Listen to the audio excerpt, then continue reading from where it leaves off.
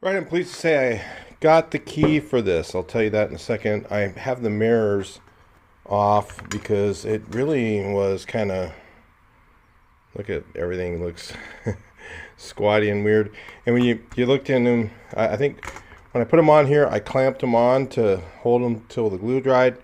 I'm not going to do that this time. I'm going to try and put them on and just let it set and then cut them or something like that. Do them different so they don't get warped, because I got warped in their plastic. Of course, I didn't get the glass. Maybe it won't work. I don't know. Maybe it will. Usually it works. I've done a few mirrors like that and it works fine, but these ones are a little different. So the key, Don's Lock and Key in Riverside, had the key blank and duplicated the ragtop key and actually fixed it, moved the profile around a little bit, and he got this thing to work. So that was really cool and didn't charge me much at all. If you ever need any locksmith work done in Riverside County, check Don's Lock and Key. They're really, really fair people. He's been there a long time and he's really a good guy. He may not be the cheapest, but definitely not the most expensive, and you won't get ripped off. So I've been trying to get the backstory on this whole thing. I was just emailing Bob from BBT in Belgium, and I've met Bob before. We've done lunch and stuff. He's a really fun guy. Love Bob. Does some amazing stuff for the Volkswagen community. If you don't know who BBT is, you can go to his website, check him out. He's in Belgium, and basically he does like a lot of the. He's like busy. There's no way he was ever going to do save this thing. But he bought it, apparently, he was saying maybe 10 or 15 years ago. He said he's had it a long time. And I remember seeing pictures of it on his website, and just kind of surfing around, found him on there. And it looked like some of the rust even happened while it was there. He said that he doesn't know where he got it from. He knows that he had several of them. One of them he got in, I think, Hamburg. Well, this one was originally shipped to Mainz, M-A-I-N-Z, Mainz. I don't know how you say it. The one he found in Hamburg, one he found in another city over there. That was, neither of them were near Mainz. So that's where this one was really shipped there.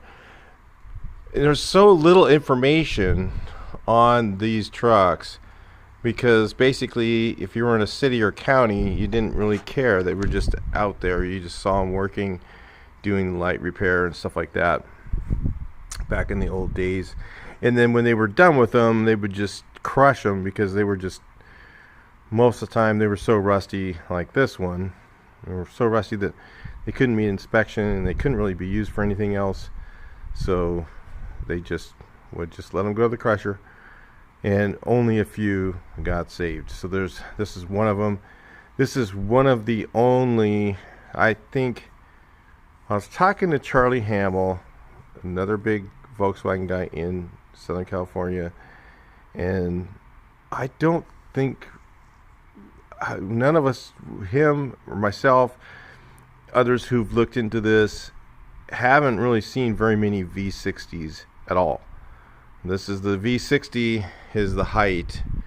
Apparently a V60, I think, and this is, I don't know exactly all the information on it, but the V60 should be 6 meters high. And then the V80 went to 8 meters high, but they also had different specifications. So this one it didn't go out as far. It just basically went up and down. And the V80 had another articulation point where it went out this way and came down, and then that part would articulate this way. So that would make it so you could extend and retract the boom and kind of do a lot more agile things with it.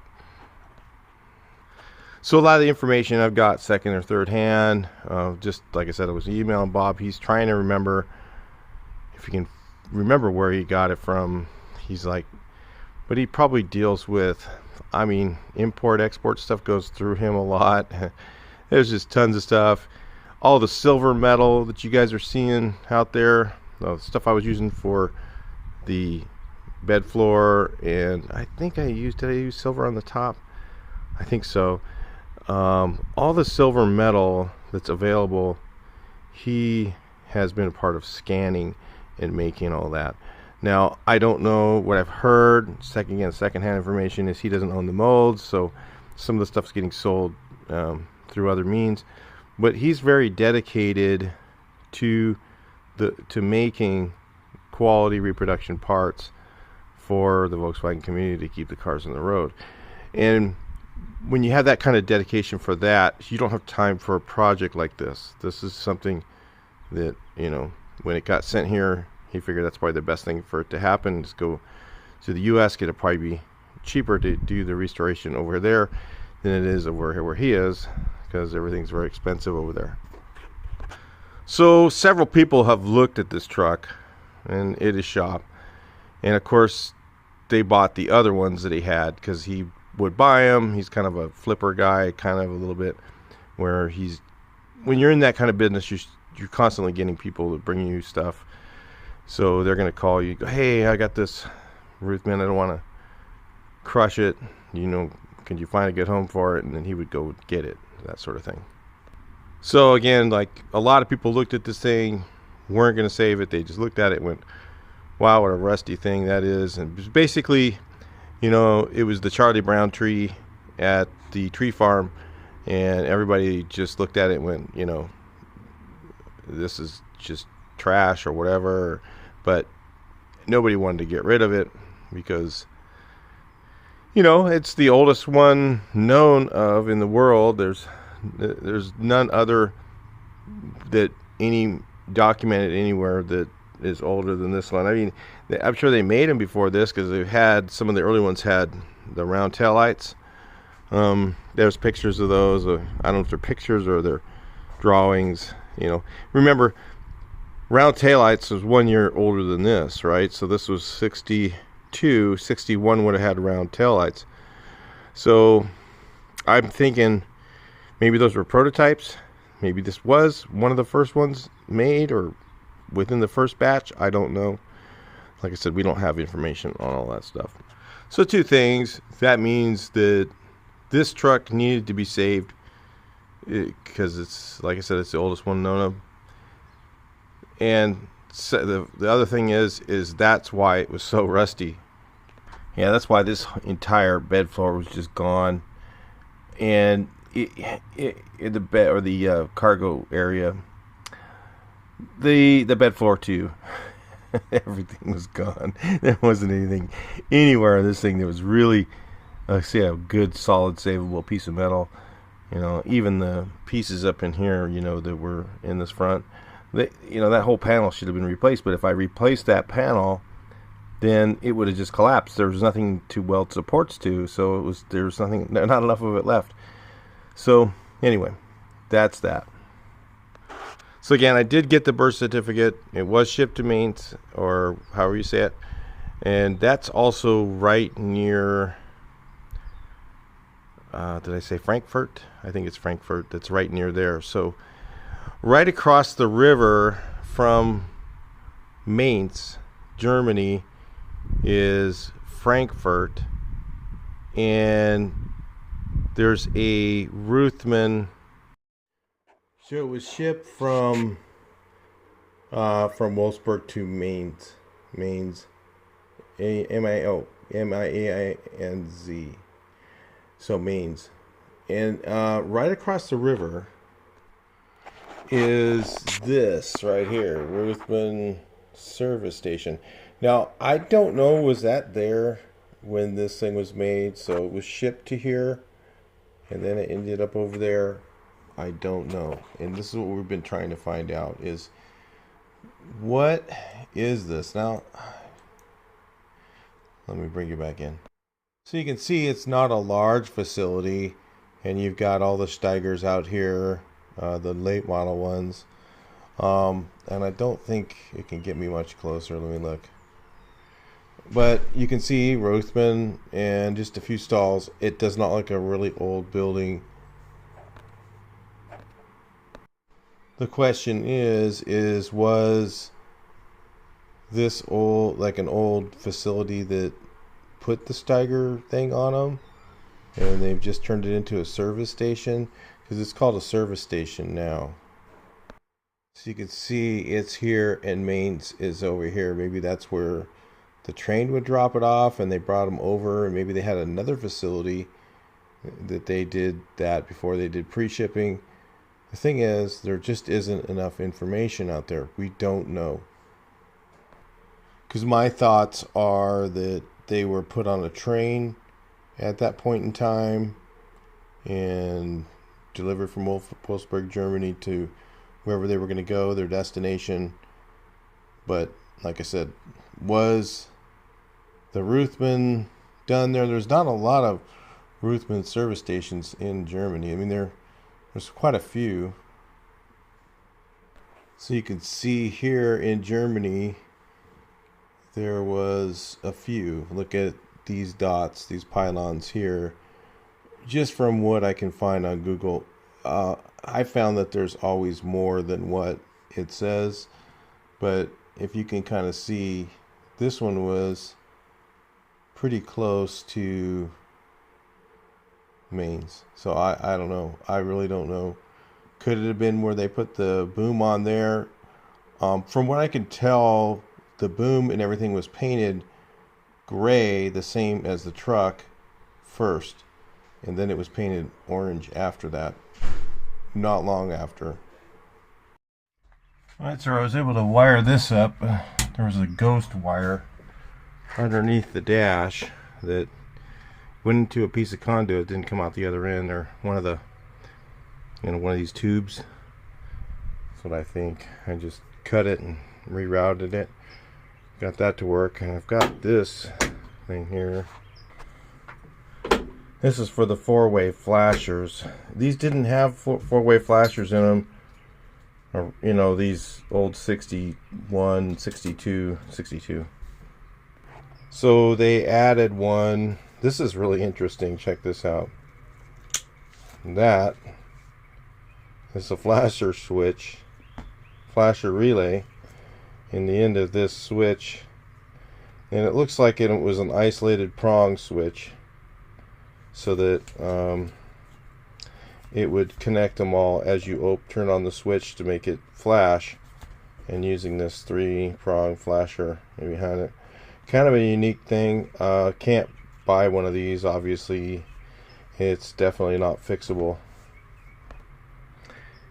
It had on it, this thing will focus on me here, all the normal Volkswagen numbers for things, for the contacts to hook it up. Kind of a neat part. Wish I could use it, but I am able to use the knob. Well, it turns on with the ignition switch.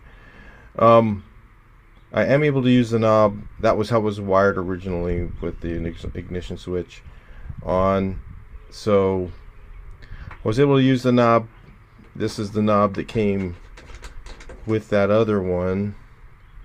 It's got that cool little design on it. Let's look at it with it on. You can really see it. You guys might like to see that stuff. It's just because this stuff is unique, and there just isn't another one. There's this little design on there. I don't know. It's kind of a flasher relay design.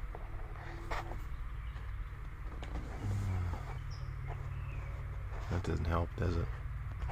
So I haven't had one of those flasher. I used a 66 flasher relay switch with this knob, and it works. So, but those are a grounding switch, so it's a little different. Yeah. So now I've got to make a 4-way flasher relay, which is doable. So I was able to wire this up. It'll actually start. So it does start from up here. I did figure out why it wasn't working. We'll get into that one later. So how I make one of these flasher these 4-way flashers is by using these standard relays here. One relay is for this turn signal, another relay is for that turn signal, and a third relay I use the brake lights. So it uses the brake light circuit. The way you do that is so that it doesn't feed back, because it will isolate each one of these by using a relay. So you'll isolate the right turn signal, the left turn signal, and the relay and the brake lights by doing it. I don't think it will work. It won't work if I do it through, you have to use the turn signal switch to be able to do it that other way. So people, you could think, oh yeah, because your right turn signal is isolated from your right front turn signal is isolated from the rear through the turn signal switch. So that's how it was kind of done before, because I can see here where they tied it in. They had this here tied into this side, and there was a hot wire that went to that switch. I just traced everything that was there and kind of worked with what's there. I'm not sure, I might have to use 4 relays. I might need one just for the flasher, because the switch is a grounding switch. The factory 66 only flasher relay is when you pull it, one side is positive, in which it makes the light up, and the other side grounds when you pull the switch. So that's how they work. So if you wired one of those up, you'll find out that you'll try to think that the wire goes through the switch, but it doesn't do that. You'll find out that if you hook up to the wrong side of the switch, it'll blow the fuse. So I've done this before. I'm just going to kind of do it in my head, and then I'll kind of show you guys a little bit later what I did, and that'll help you. If you're trying to do one of these, you could put 4-way flashers on any vehicle by using this method here with using relays. And you just buy them in bulk. I buy these things, like a bag of these, I don't know, it's a few dollars. And it's just very cheap to do. And it works really good. It works really good. I have 4-way flashers. My 66 bus, the 4-way flasher box was broken in it, and they wanted a ton of money for it. And I was like, you know what? I just made this, use this method, and it works perfectly. Alright, so I got the beacon up there. I'm having some difficulty with one of the buttons. It's up here, that one right there. The second one over on the top is, hopefully it'll work fine. I'm just having trouble with it, so I hope I can lubricate it. I've tried cleaning it with some of this stuff, and usually this does it, but it's not working right now. So I'm trying to clean up some of this stuff, kind of get it ready for paint. So I'm getting that ready. Took the bracket off over there. I'm getting that sprayed out. That little guy there. Got this thing to work. I don't know if I showed you guys earlier, but it starts from up here, and then this light.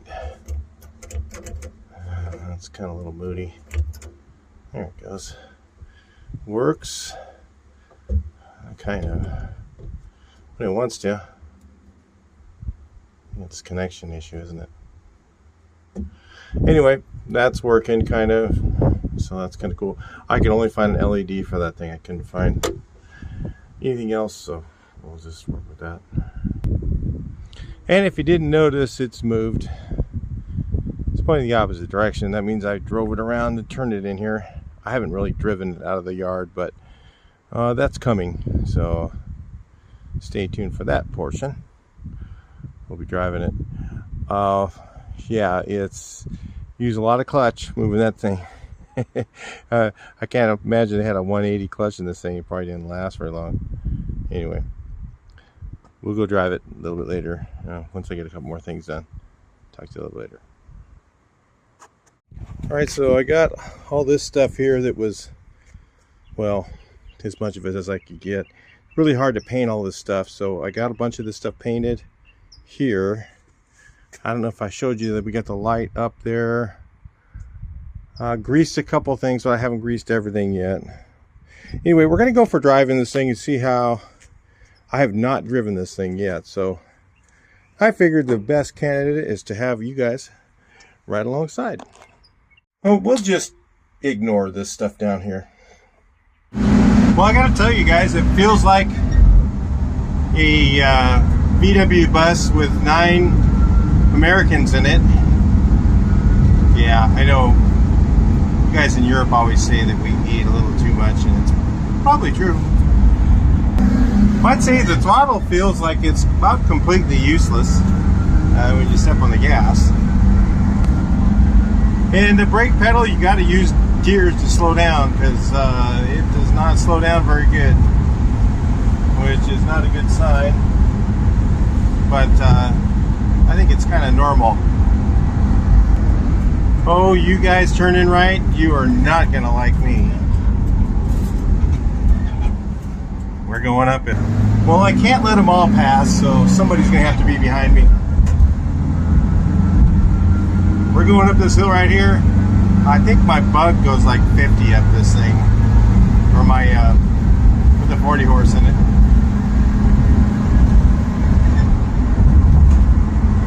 I don't know how fast we're going. This kilometer thing is not in the mood to work today. It's been kind of moody. Alright, well, we're on the woods. This is Ford, and it is not going very fast. Looks like I'm going to need to get into third a little earlier than I expected. I expected to get a little further up the hill. I might have to get down to second. Yeah, this might be a second gear hill. So we'll do the right thing, and we'll turn our hazards on. So we'll only piss off a few people.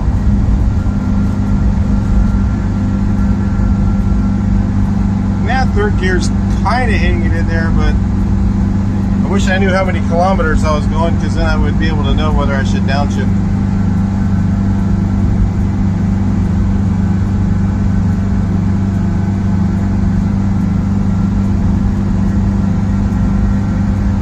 Oh, it's speeding up. Holy crap. Oh yeah. I can bet we're going about 35. That's my guess.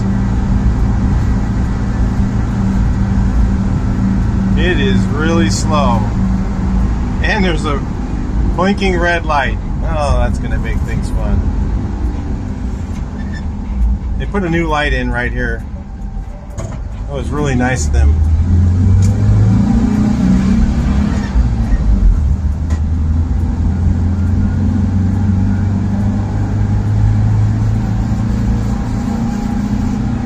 Well, it does accelerate going uphill. Not very well, but it does. It seems to be pulling third. Not bad. Well, because it's got the original small nut trans in it, so that seems to be geared about appropriately for this thing. Well, my friend said it feels really tippy. This one doesn't. I don't know. It just doesn't feel that tippy. I guess maybe I'm used to that because of the other bucket trucks I have, so it's just, we got a hell of a line behind us. Very angry commuters. But they can just wait.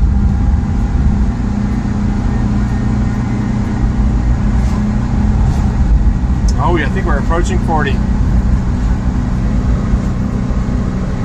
And the kilometer thing started to go up a little bit. It'll kick in after a while. The needle's kind of stuck. What's wrong? Oh, I don't want to get too close to the edge. We are extra wide. Now I know why they have those little balls on the stick on the sides, because there's really no way to see how wide this thing is.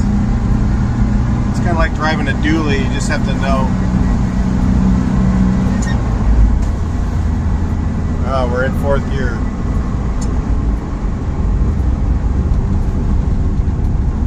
Alright, that's it for the first try portion. Do do some checking things out here in a minute. Bring you guys back in. All right, here we go, guys. First time I've had it out. People in Riverside get to see it first. And there's people honking at me all the way over here. I'm not going to take it all the way up unless I'm in the basket because it might get stuck. So there we are. Look how high it is off the ground over here. Seems higher here. Yeah, there we go.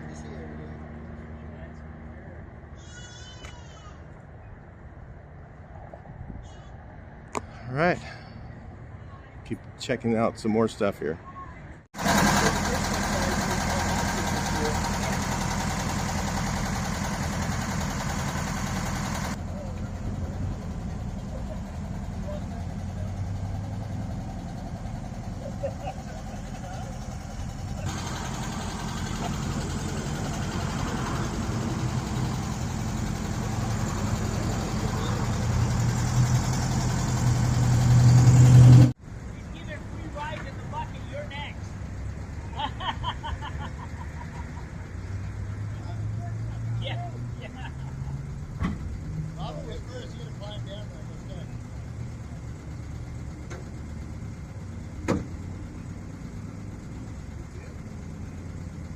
Amazing that thing shuts up. Yeah.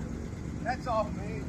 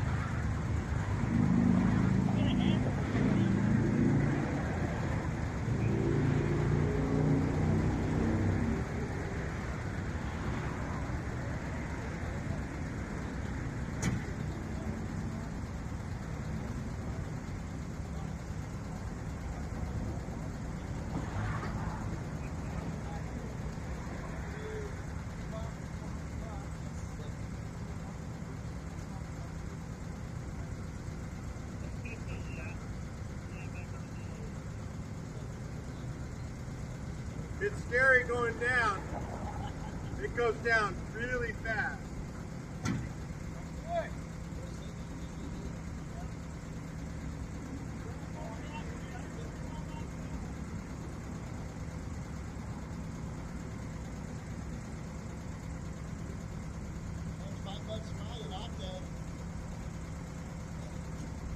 Yeah, if it doesn't get stuck. Well, that's not too bad. You just don't want to drop it like from a foot up, because then it just goes boom, boom, boom. But if you're all the way up, it doesn't come down that fast. Will it get centered in there? Yep, perfect. It doesn't center itself. It kind of does.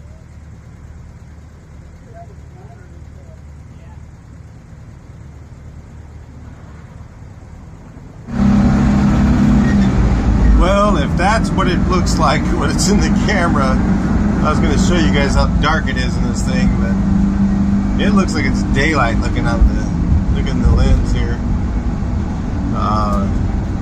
This phone has really good, or this camera has really good light sensors, so it's really superimposing this thing at night. You can't see a damn thing in here. Except when you turn the brights on, then it's funny. You can see that, I guess, but and this thing's really wide, so it's, remember, it's a full 8 feet wide, which is pretty wide. So we're taking up this whole lane.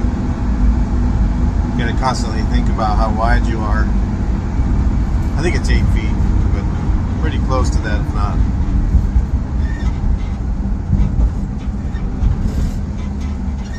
Well, it definitely goes downhill pretty good, but you always think about how are you going to be able to stop? You know, you have to really stand on the brake pedal.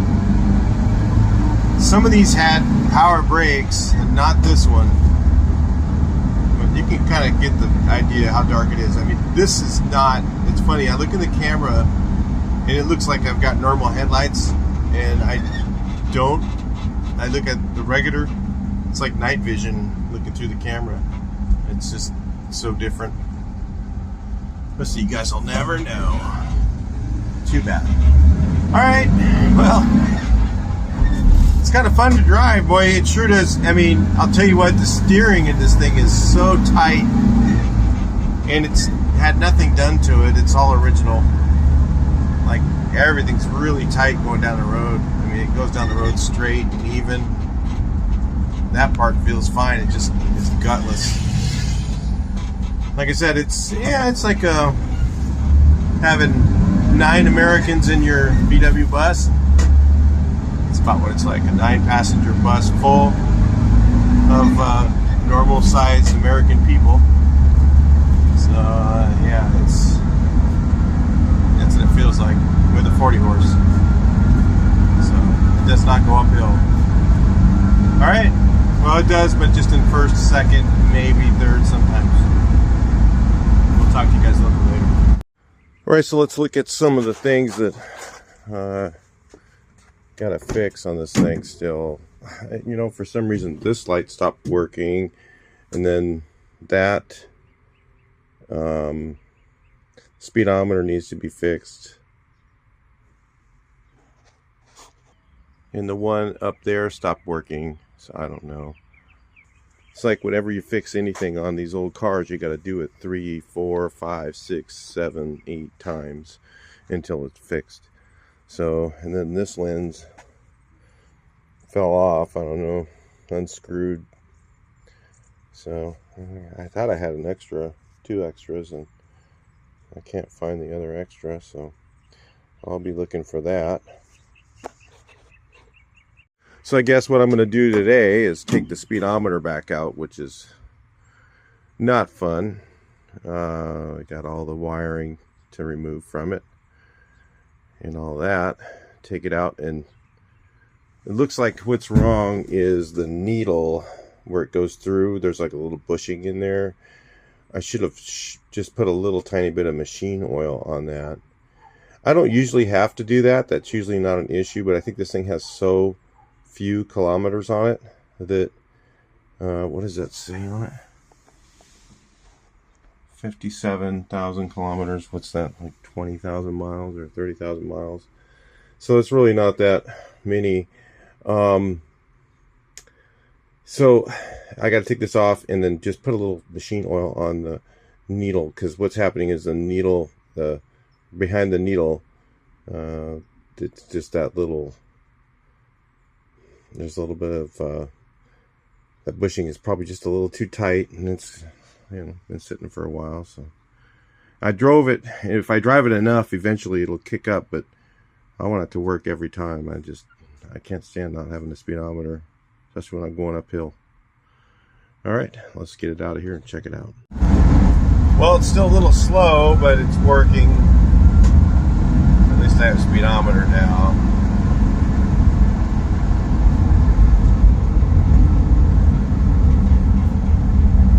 Anyway, we'll see how this thing drives now with the speedometer. I wonder what kind of speeds it'll get up to up the hill. I don't know. Let's go up this hill here.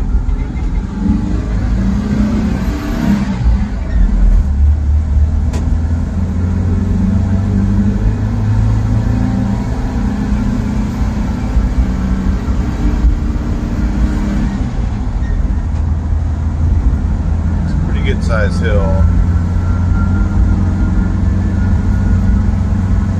Not that steep, but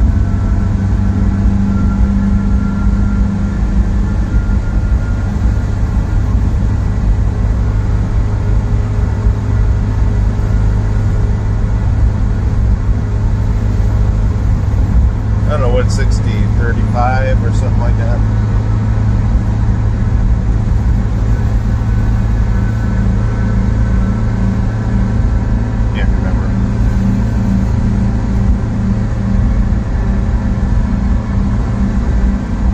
Lord.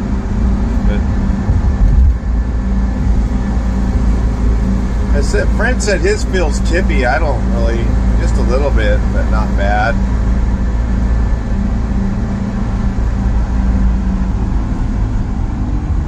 Seems to drive pretty good.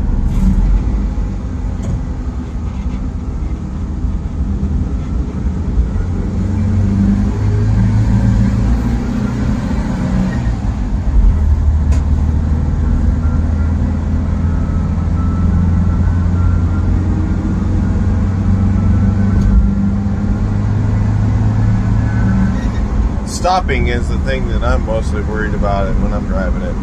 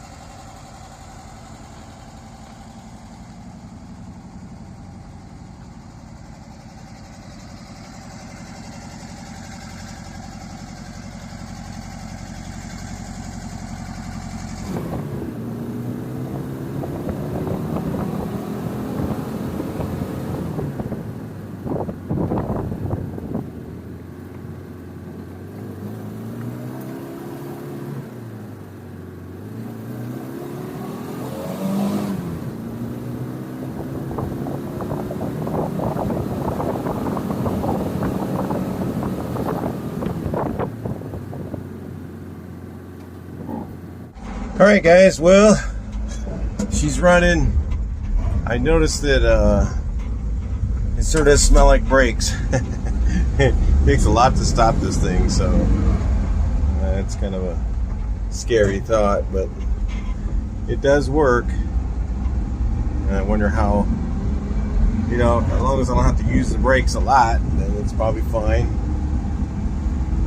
Just going up and down hills and stuff like that, it can get a little scary. It doesn't really feel that tippy to me. And a little bit when you go around a big corner, you kind of feel the thing wanting to lean, and then kind of wants to go on the three wheels. And you really got to watch those outriggers. But overall, it seems to be okay. It just has a lot of little things I still got to fix. A lot of them. As soon as I fix one thing, I find 5 or 6 others. So at that point in the project, you're always just chasing stuff, you know, the entire time you're working on it. It's like now I'm hearing a really loud noise from the right front wheel. Sounds like a wheel bearing or something. It doesn't sound like it's brakes. It sounds like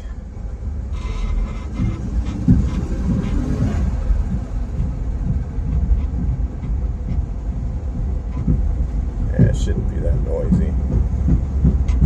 Lug nuts coming loose. Bad. This is not good. If it will make it home. But that's about it. I think I might be stuck here.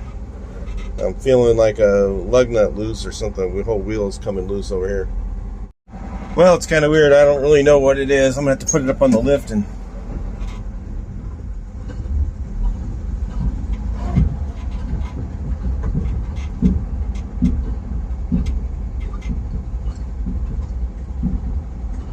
Sounds like I lost a lug nut in the hubcap.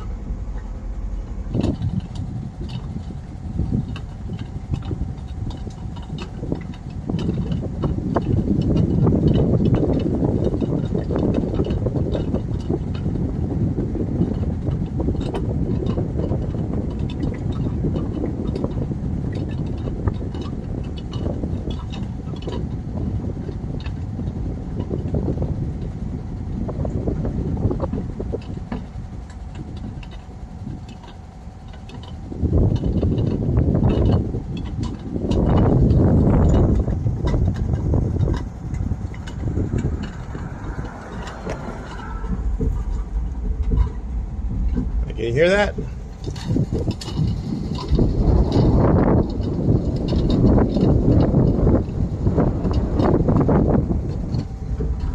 Well, I'm gonna have to go back home and see what that is. Oh, it's getting noisier now. Just go slow. I don't know what the hell it is. Just all of a sudden started making that noise. Wasn't doing anything.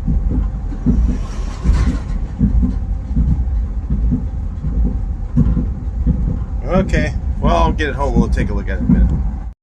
Well, I was definitely right, but I got the wrong wheel. So it's the back one. I was like, man, that sounds like lug nuts came out. So, yeah, that's just happened. I mean, it didn't start doing it for too long. So who knows? I don't know how they came loose, but they did. So anyway, I guess I'll be fixing this. Well, that's much better. Seems like the one wheel just came loose for some reason. Sure would like to know why that happened. If I left them loose, I don't think so. I know I didn't leave them loose. But me, have been a little bit of rust on the threads and it tightened down and, you know, or something. Who knows? I never have wheels come off. It's the first time. I think I've had that in a long, long time, probably 40 years. But anyway, it's fixed. But it is scary. I don't know why it happened. That's the weirdest thing ever. And it happened really quickly. Just all of a sudden the wheel started coming off. No noise, and all of a sudden it just 100 feet, it was just coming off. Alright, I'll talk to you guys in the next video. Please like, share, and subscribe.